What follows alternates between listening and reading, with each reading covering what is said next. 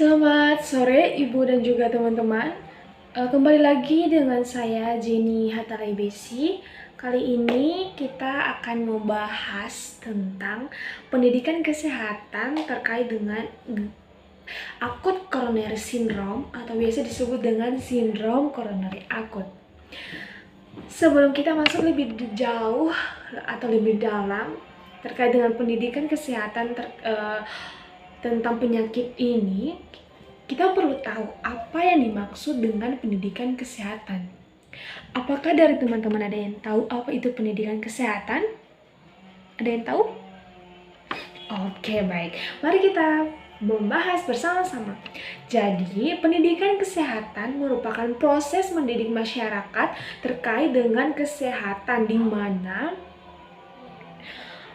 petugas kesehatan yang ditugaskan untuk menjelaskan informasi yang diberikan serta dengan media untuk menunjang penerimaan atau pengetahuan masyarakat terkait dengan akut coronary syndrome. Jadi contoh media yang kita gunakan dalam pendidikan kesehatan kali ini adalah berupa leaflet. Tujuan dari pendidikan kesehatan yaitu untuk meningkatkan derajat kesehatan, baik itu kesehatan individu, kelompok, maupun kesehatan dalam masyarakat, agar terciptanya masyarakat yang sejahtera. Maksudnya adalah di mana masyarakat mampu untuk mengendalikan bahkan mencegah penyakit, terkhususnya penyakit kardiovaskular.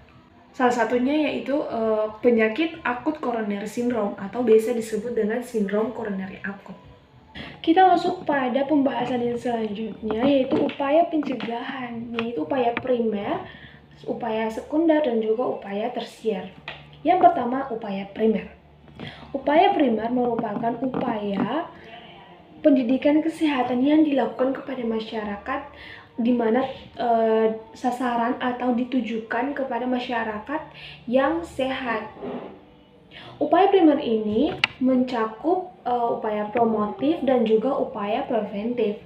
Di mana upaya promotif merupakan upaya di mana kita sebagai seorang perawat itu memberikan edukasi atau pendidikan terkait dengan penyakit yang diderita. Contohnya, pendidikan kesehatan terkait dengan akut coronary syndrome. Yang pertama, apa itu akut coronary syndrome? Akut coronary syndrome merupakan kasus kegawatan dari penyakit jantung koroner atau PJK yang diakibatkan oleh penyempitan pembuluh darah sehingga mengakibatkan kurangnya oksigen secara mendadak. Sindrom coronary akut ini mengakibatkan kematian yang cukup serius pada setiap tahunnya, di mana sindrom coronary akut ini diakibatkan oleh ketidakseimbangan oksigen atau ketidakseimbangan kebutuhan oksigen pada jantung dan aliran darah. Dalam upaya promotif atau promosi kesehatan, seorang perawat mampu memberikan pendidikan atau pengetahuan terkait dengan penyakit yang diderita.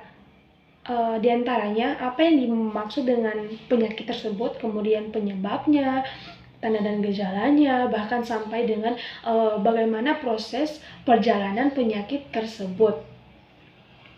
Contohnya di sini akut coronary syndrome. Apa yang dimaksud dengan akut coronary syndrome? Akut coronary syndrome merupakan kasus kegawatan dari penyakit jantung koroner atau PJK yang terjadi karena penyempitan pembuluh darah sehingga aliran darah berkurang secara mendadak. Sindrom coronary akut ini diakibatkan oleh ketidakseimbangan antara kebutuhan oksigen pada jantung dan aliran darah. Yang kedua, penyebab. Apa yang menjadi penyebab terjadinya akut coronary syndrome ini? Yang pertama, penebalan plak atau lemak pada dinding jantung atau pembuluh darah yang menyebabkan penurunan aliran darah miokard diakibatkan karena penyempitan pembuluh darah arteri koroner. Yang kedua, sumbatan dinamis akibat spasme lokal arteri koroner epikardial, kemudian infeksi bakteri, adanya katup jantung yang abnormal, dan kemudian adanya faktor ekstrinsik. Faktor ekstrinsik meliputi anemia, hipotensi, dan juga takikardia.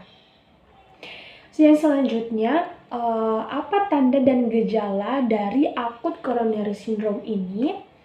Yang pertama, nyeri dada yang rasanya seperti tertindih dengan beban berat atau benda berat. Kemudian dada terasa sesak, adanya mual muntah, keringat dingin, kemudian detak jantung yang berdebar dengan tidak teratur, dan juga dapat menyebabkan kelemahan pada tubuh penderita penyakit akut coronary syndrome. Selanjutnya, patofisiologi dari akut coronary syndrome atau sindrom koronari akut.